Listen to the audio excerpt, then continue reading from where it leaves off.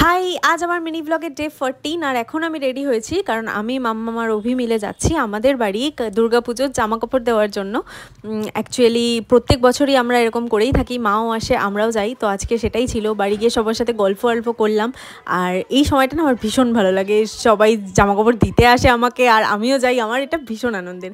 আর এদিকে দেখো মা পোলাও আর পনির করেছিল, যেহেতু আজকে নিরামিষ শনিবার ছিল। আর ফেরার সময় দেখো বোনের থেকে দুটো কানের দুল নিয়ে যাচ্ছি বাড়িতে।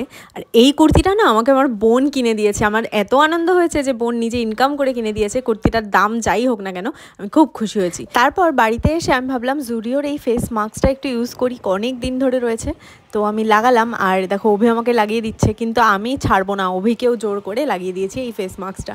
কি করা যাবে, দুখানা ছিল, ভাবলাম ওকে একটা লাগিয়ে দিই আমি একটা লাগাই। আর ওর দাড়িতে না একদম ফিট হচ্ছিল না, তাও জোর করে বসিয়েছি। পুজো আসা অবধি এইসব পাগলামো কিন্তু এখন চলবে, আমারও চলছে, জানি তোমাদেরও হচ্ছে।